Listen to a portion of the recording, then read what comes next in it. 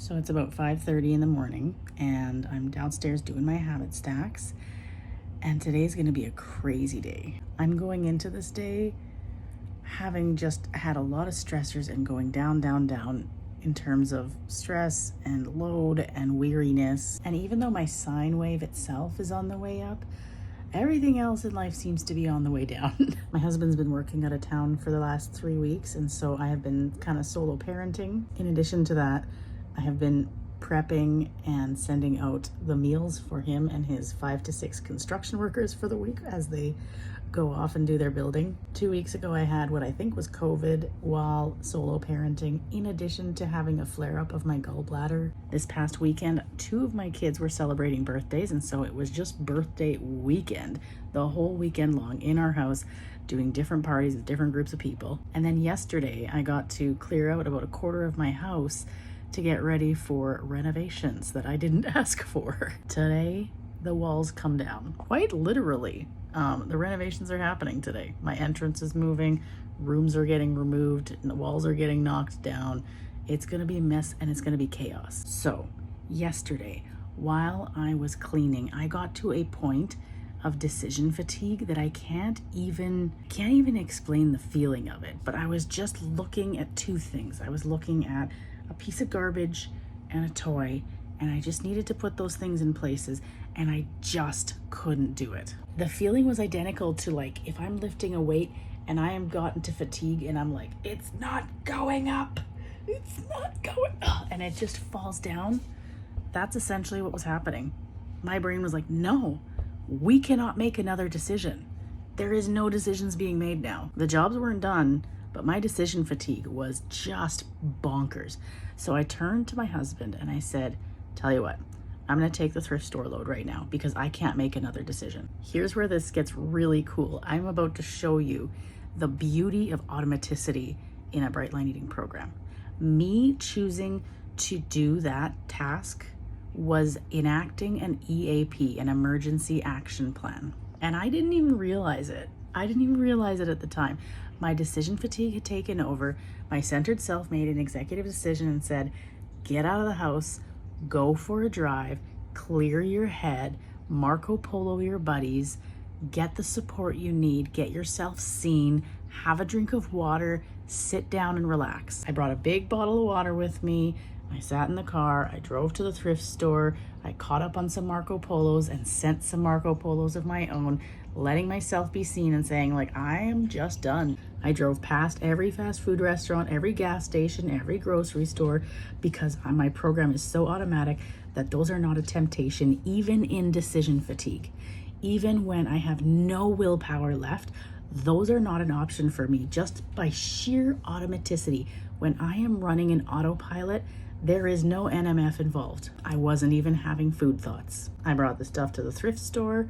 On the way back, I started thinking about what was my next move gonna be. I had decided that I would give it 1 more hour of powering through and cleaning and then just call it a night. That's my EAP. I literally did my EAP. I drank water, I sat down and relaxed, I checked in with people, and I decided what my next several moves were. All automatically with no executive load being used at all. It's just what my body does now when it's overwhelmed. How cool is that? So I want to read you on this bright day today because I think it's really relevant to what's going on for me. On this bright day, January 30th, loving it all. The more you can love every aspect of maintaining your bright lines, the easier it becomes, and the more your habits, tools, and connections will give you the deep nurturance you once may have sought from food. There is nothing sustaining about resenting having to weigh your food or make recovery phone calls or meditate in the mornings. If this notion of resentment persists, it can be helpful to stay relaxed, open, and curious about the rebel inner part of you that perhaps doesn't love certain aspects of living a structured life that it sees as too rigid. Exploring your resistance always takes our acceptance to the next level. If you can love the process and how each action you take is contributing to your well-being, then you are already there, regardless of what the scale may say. In other words, allowing yourself to love every aspect of your recovery, including the challenging or annoying parts, will transform you inside just as following your bright lines will transform your body. On this bright day, I will actively love whatever comes across my path. Surrender to the program, accept what is, love what is, embrace it, get curious. That's what I see in today's On This Bright Day. But this whole scenario got me thinking, because nothing from yesterday required effort on my part. Nothing in my Bright Line Eating program required effort. I would say I'm at the low end of my sine wave. I would say I'm not working the program. That's what I would say, but that's not true. Automaticity is carrying me, and I went ahead and did the Reboot Resume Identity and Inquiry Inventory. So let's take a look. Food. Mark C for the ones you used consistently. Mark T for the ones you've tried or used inconsistently. N for those you have not tried. The pink is my answers right now. Planned meals the day before. I do that consistently. Writing my food in a notebook. I do that consistently. Preparing food ahead of time, like packed lunches, dinners, cooking and batch food for the weekend. Consistently. Keep food environment BLE friendly. No, because I have a family and nobody else eats Bright Line Eating, so that's never been part of my plan. Commit food to someone via text, phone, or Facebook. Consistently. Actions. Do you have a morning routine? Yes. Do you have an evening routine? Yes. What does it include? Meditation, journaling, gratitude, nightly checklist, and I now have a 10-year journal, actually. Support. How often do you connect with the BLE community? Daily. Still, even now. How do you connect with the BLE community? Through Facebook, through texting, and through apps like Marco Polo, Box, or WhatsApp. Do you have any of the following? Yes. A mastermind group? Yes. A buddy? Absolutely. Multiple. A sponsor? Or now we say guide, but yes, I have one of those too. So let's reflect. What patterns do you notice? This is what I wrote down today. Even in this low season, my program is strong. This is crazy to me because I have been sitting here thinking I'm not doing enough in my Bright Line Eating program, because I'm not actively doing a course, because I'm not making phone calls, because I'm not spending 15 to 20 minutes in the Facebook community every day commenting and supporting people's posts. The reality is, in autopilot, my program is freaking strong. And so when it asked me what tools seem to anchor my success, I just wrote automaticity, because my program is literally driving itself with no effort on my part. It takes more executive functioning for me to remember which light switch turns on which light in my house than it takes for me to run my Bright Line Eating program right now. How crazy is that? For the sake of the inventory, let's just finish going through this. What modes of connection are out of your comfort zone? It's still phone calls and in-person stuff. Now, this is actually like a sensory thing for me for ADHD. Anything where it's in real time, face-to-face, I struggle with because of how much active memory space and active executive functioning I have to use to focus on body language, on eye contact, on tone of voice, on the oh, I see, paraphrasing. Those sorts of responses, those sorts of things take a lot of my executive functioning, and so they're very tiring for me. I used to get guilty about that. I used to let myself feel shame about not doing those things until I just realized those don't need to be a part of my program. I have a very strong program. I have good, deep personal connections with people in different ways. And so question 4 asks, what modes of connection nourish you the most? Marco Polo by far, and WhatsApp, because I still get that face-to-face connection, but it's okay if my active listening skills aren't on. I actively listen like an ADHD person. It does not look like I'm listening when I'm actively listening. And that's the problem with those other live in-person things, is it takes so much more of my focus.